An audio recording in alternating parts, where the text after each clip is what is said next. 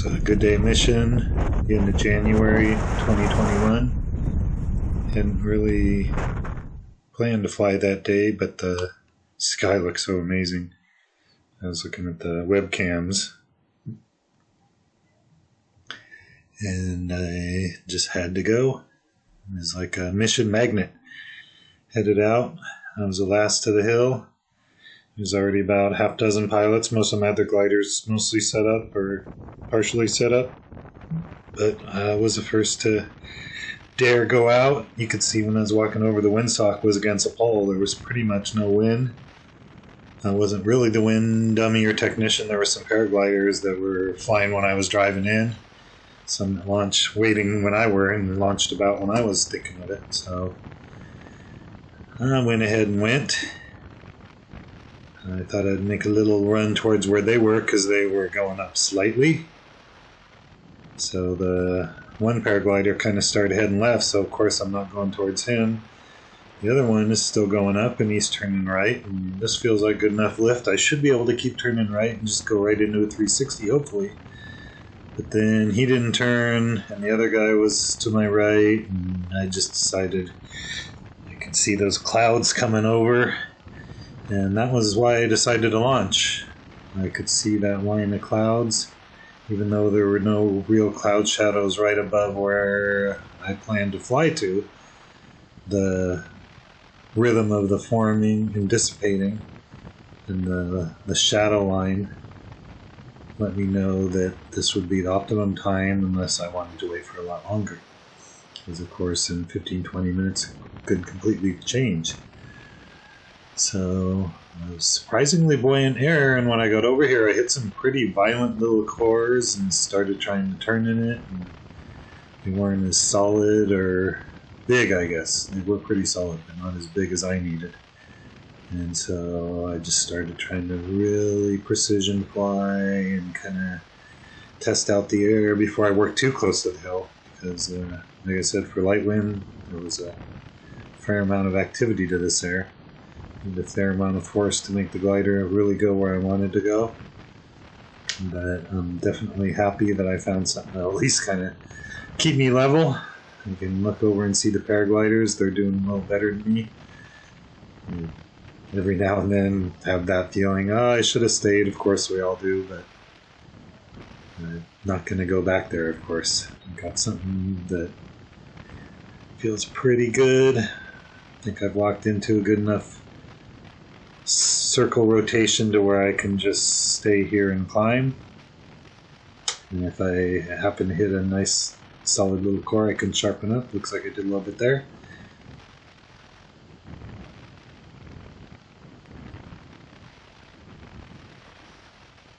Plenty of ground clearance now, but I still don't want to have it push me between the ridge, and it's usually not very good lift in this little gap here. The thermals tend to, if you're this low ground track, either disappear or change direction. Obviously if it's a windy day there can be a venturi in that gap which can just chop them down. But at least I'm about level with launch again, above the north ridge.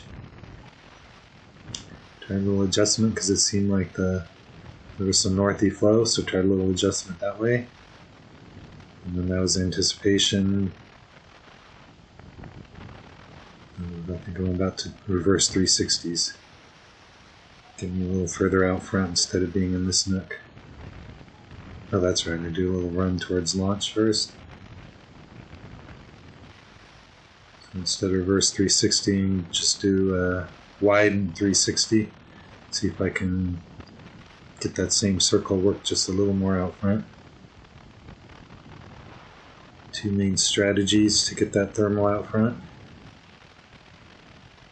Working upwind a lot of times works. And a lot of times it's just necessary. You don't have to drifting too far back. You have to work upwind anyway, because the other option is go behind the ridge low, and that's not a good idea. Even here where you have a landable area, you can get a lot of rotor and sink. And mostly just the laminar flow to fight back through to get in front of the ridge. So going back to where I first located it, see if it's still happening there. See that cloud upwind is basically still pumping. The thing's been forming quite a while, been sitting there pretty stable. Wishing there'd be some little cloud shadows forming near me. But at least I'm still about level at launch. Staying level is climbing is one of my mantras. Feeling the air a little better now too, a little more comfortable working close to the ridge. Oh look, there's a little cloud shadow popping.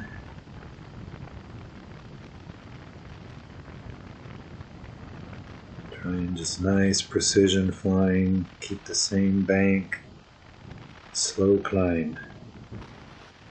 Going from staying level to slightly rising, and I have enough room in front of the ridge, enough altitude where I'm not having to stress out over turning every time.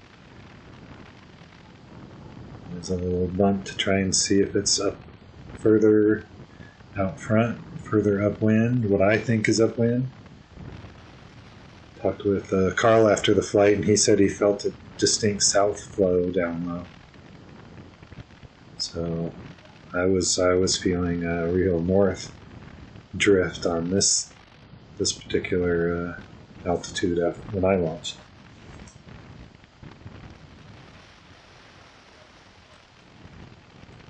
So I could have waited a little bit, but yeah, there's the cloud shadows.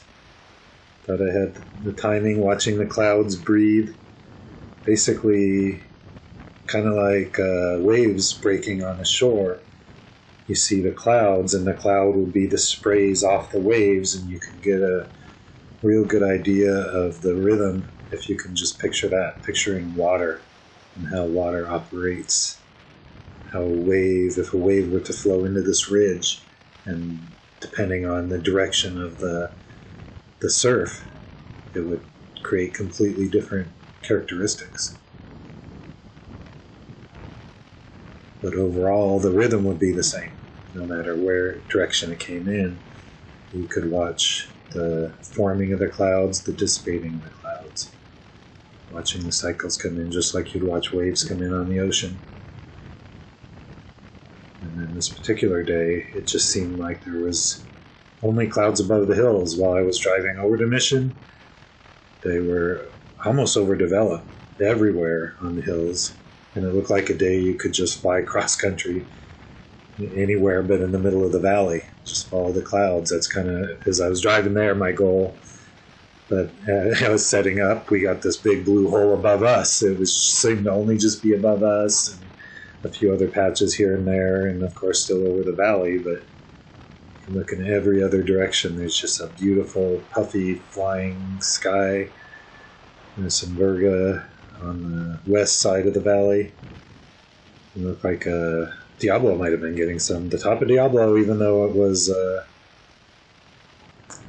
should have been clear of cloud base, because cloud base was pretty high, it seemed like there was some clouds that had kind of pulled down over the top of the mountain. Of course, I was watching that later. Here I'm still just really focused. I think I finally got something going here.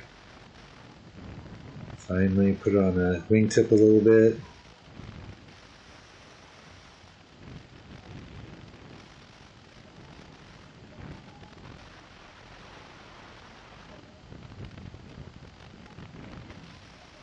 Yeah, now you can see the clouds really starting to pop, but I'm getting pretty far behind the ridge pretty quick. They're not climbing fast enough to really follow them back. So I'm trying to follow little lift lines. Lift line to get back in front of the ridge, leading me into another part of the thermal.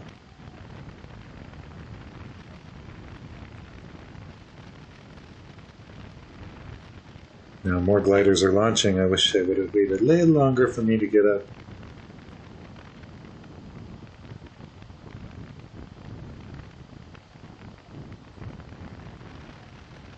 At least they're just flying by and not starting to turn right in front of me. I think it was Javier that went first. And then it was Larry and Sohan went. So at this point, I'm definitely keeping my eye on them for safety, and also just, yeah, there is definitely an advantage to having more people in the air. You have more markers to see where the lift is. Definitely more shadows popping around, but I'm not going to leave this hot area I've found.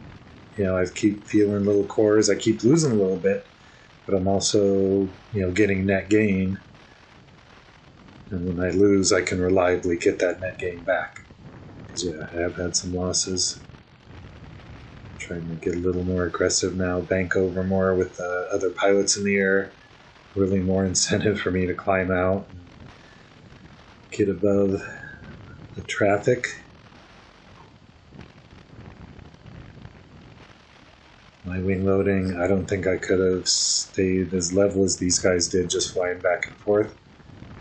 I didn't try it, so I don't know how lifty it was, but later on, when I was trying to fly around, I was getting very distinct lift and very distinct sinky areas.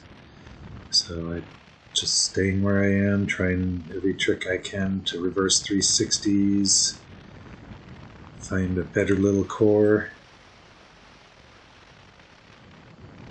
Actually felt the first time when Javier flew under me, it felt like he stirred up the air a little bit and made it a little liftier for me for a brief amount of time. And yeah, this is where it's getting so crowded. I definitely want to start trying out front. So even if I do find a thermal, I have enough time, a couple turns to get in it while people fly towards me. If I'm right on the ridge and I catch it, they're going to be right on me. And yeah, I did find this one, and Soham saw me, so he hooked it. He kind of went out further front than I wanted to, so I just stayed where I was because we were pretty close to the same altitude. And it was overall, pretty nice wave that we both got caught up into it. So see, I faded back, let him get established in it. Now my job is to sync up with him and we can work off each other. So I did one more turn. So it was just low enough to where I didn't feel like he could see me, and I didn't want to be on the opposite side of him. Just a little bit higher than him. It's really hard to see the other person, so now I'm still just a little bit higher than him, but we're closer to each other's altitude. I think that was Javier, or Larry just flew underneath us, and could have maybe came in, but yeah, it was a tight little core in the beginning. It was really nice to work with too, but 3 might have been a little tough. So now you'll see flashes of them here and there on my right wingtip. Just trying to work the thermal and keep track of someone at the same time. He seems pretty reliable as far as his circling circumference, diameter.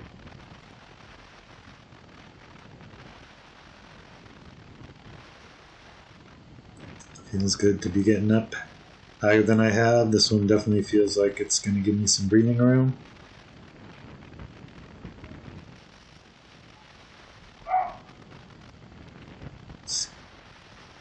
Able to really fly it pretty much how I want while keeping my eye on him.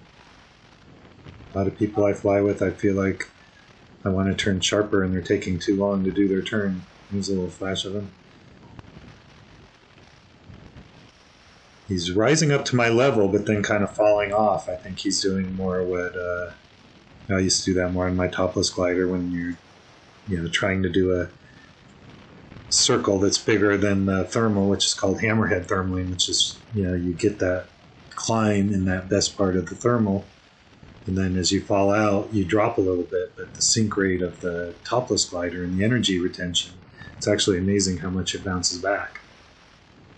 Especially my friend Frank that used to call it the hammerhead thermal. I called it yo-yo thermaling. I had a different name for it, but now hammerhead thermaling sticks in my head.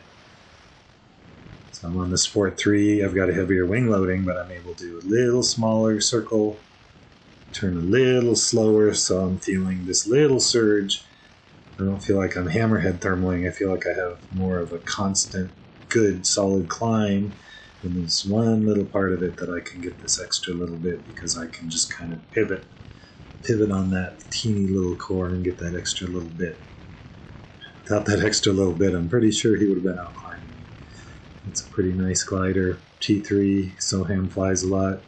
Pretty decent pilot from what I can tell. Definitely been a while since I've enjoyed a thermal with an experienced pilot there at Mission, so that was a lot of fun. He stayed in it. I decided to try and slingshot out towards those other clouds. I was considering at this point flying towards 11. I also saw some paragliders down there that were in some lift. You can see, yeah, he's out climbing me, but he's not that much higher than me for how much further out I've flown. So I feel pretty good. It's one of my tricks for heading over towards the peak is a lot of times you kind of get the remnants lift lines of the thermal, and you can catch lift all the way over to the peak, and then the peak's working. And there's a lot of times when you leave the ridge and you get drilled when you start going towards the peak and you end up having to turn back around. Of course, that would happen if I was lower. At this altitude, I could make it to the top of the peak even getting drilled, so I'm not that worried about it. But see how I'm kind of trying to keep that same line towards those cloud shadows. Same position, you know, I was getting the lift right on the front edge of the cloud shadows, so that's where I'm heading, right to the front edge of the cloud shadows. This is where I get a little indecisive. There's a paraglider out front, and I'm still feeling a lift line. I did a little test point towards him, and I'm still feeling the lift line, so instead of following the cloud shadows, I'm trying to follow a lift line that I imagine connects to this paraglider ahead of me. There's a couple paragliders. But the one that seems to be in the best lift actually isn't climbing as good as I thought he was or would be. And so I kind of get indecisive. And yeah, there definitely isn't as good a line or lift that I thought there would be. So I turn in some little bubble and think about maybe going back to find that lift line I was in that was over towards the peak. But you can see I've already lost a pretty good amount of altitude. There's a lot of sink around here. So at this point, you know, what do? Do I continue on towards the peak? You know, those clouds are kind of dissipating now. And I decide to just go back to where I got it in the first place. I haven't flown long enough to really want to mess around. And I know the clouds all seem to be better to the north. So I'm going to head back to the north and just try and get there as efficiently as possible. I know a lot of people pull VG, but you can see in this variable air, I'm kind of, even though I'm trying to go back to the right in front of the slide, I'm going to try and use the air to get there as high as possible. You know, a lot of times you try and glide straight somewhere and you fly through terrible air. It's better to do, yeah, so you did a little roundabout thing. Now I've got a little bit better lift line. A little further out front to get me back out in front of the ridge. I also know, you know, this is a better area for lift. On a Southie day, actually, where this road curves around is where I look for lift. And since it's such a light wind day, and you know, it's kind of been coming in from a lot of different directions. Of course, this is the line I'm going to take because this is the line that I feel like at this altitude that I would catch where the thermal breaks on. You know, if it was a windier day, I'd probably be a little closer back to the hill because the thermals would be blown at an angle. But because this is a day where the thermals aren't going to be drifting as much, go straighter up. That's why I'm kind of straight over the line where I think they're going to trigger off of, instead of, you know, figuring out where they're going to trigger and then figure out where they're going to drift. So now I'm heading right back to where I started, and there's another nice cloud shadow forming. And right where I caught it before, a very reliable place of mission to get lift is right in front of that main slide. Obviously, you can see it from all over the valley. You can get ridge lift off it, you can get thermals off it, you can get both at the same time. Any mixture of the two. Yeah, I used up a lot of altitude to get back to where I was. But I feel more confident now. There's definitely more development around the mission. There's more pilots in the air to mark the lift. I'm more warmed up. I was a little apprehensive before launching. I hadn't really thermaled since about a month previous, and that was only like 25 minutes. I'm trying to remember last time I actually chose to land. It's been a while. Yeah. Just like I thought, just got hooked into another one. This one going up a lot faster, a lot sooner.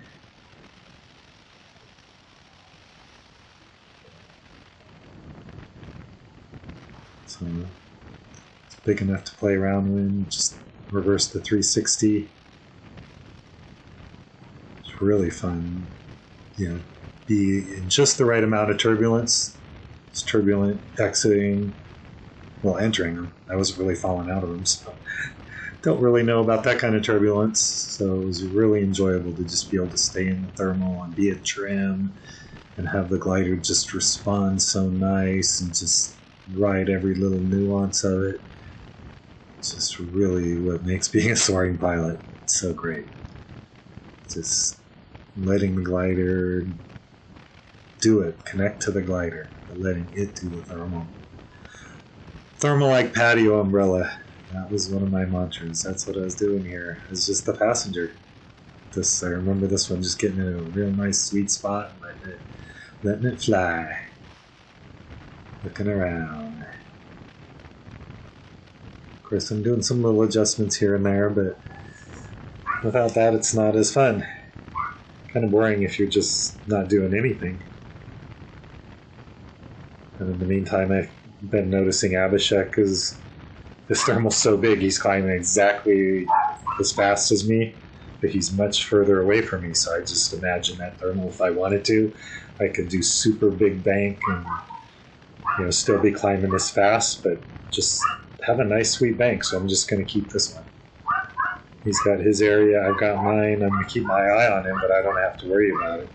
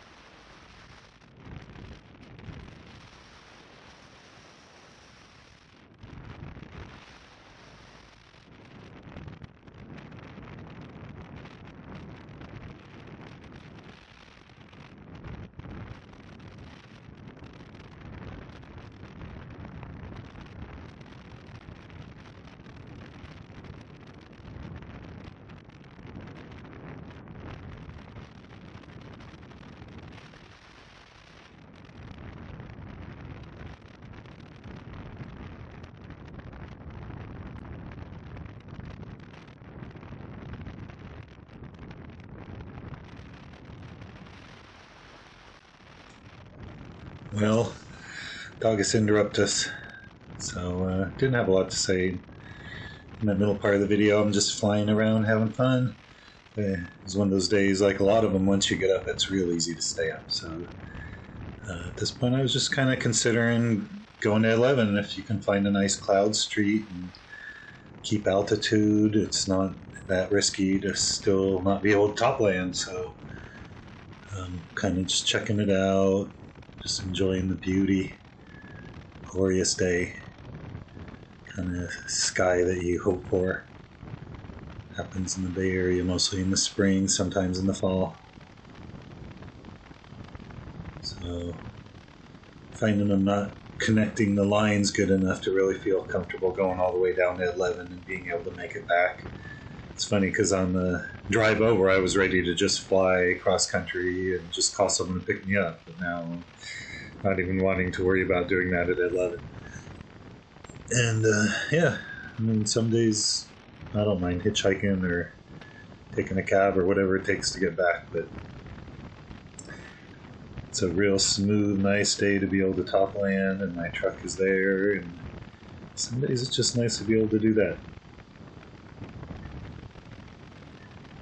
Hang out with some of your friends as much as you can nowadays. I noticed Javier top landed. I couldn't tell if he was starting to break down or gonna fly again. Most of the other people are still flying. Everyone was up. I think some of the paragliders took off and went somewhere.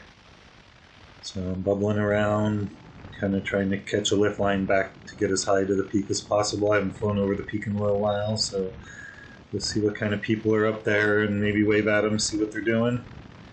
And also, this is actually the first time I got to 5,000 feet. The thermal fed right about through here. So a lot of times I get the highest. I catch the thermal out in front of launch, and it comes up over this plateau, and right about in this position is where, on a typical northwest day, where I'm going to be climbing out really high. So just kind of flying through that area. I'd actually decided I may as well land because I've flown long enough. I'm kind of out of shape, and of course, as soon as you think about landing, you hit the best lift. So I went ahead and did a 360. Let's check it out. Let's see, I pulled in at first.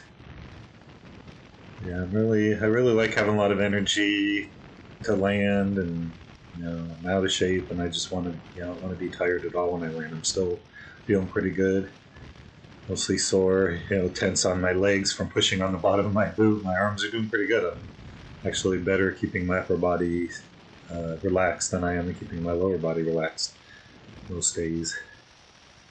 So there's some lift here, and I just pull in. It's not that strong, so I'm just kind of pulling in enough to scoot through it and not stay in it too long and not climb too much. I think I was about holding it to where I was about staying level, so I wasn't really losing.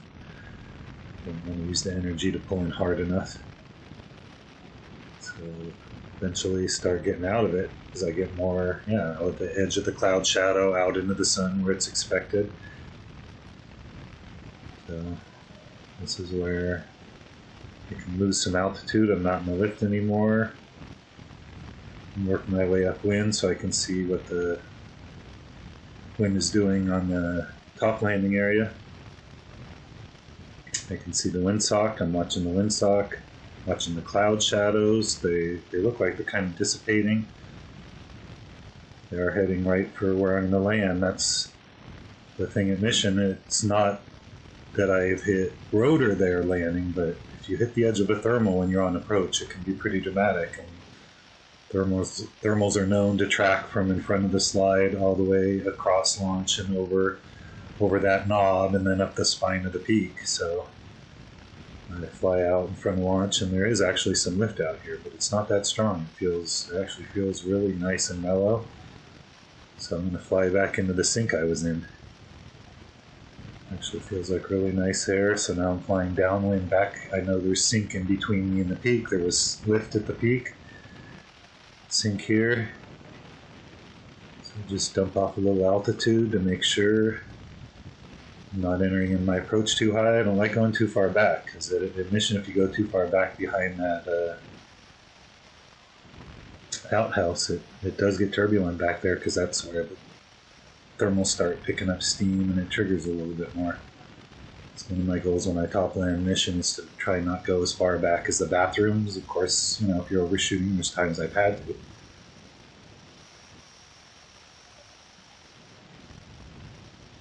So now I worked off my altitude in the sink. I'm going to do another run in front of launch just to make sure the air hasn't changed and it feels just like it had before. It's slightly lifty, but it's not a thermal breaking off. And I feel like the time I took to lose the altitude and fly out front, it's definitely filled in behind launch. I consider doing a right-hand approach because I do that more, but the left-hand approach actually lets me fly into more known air. And I feel like the right-hand approach works better on a windy day. So I just wanted to make sure I wasn't going to overshoot because I didn't want to do a flyby again. It wasn't the kind of day where you just float around and work altitude up. You have the thermal.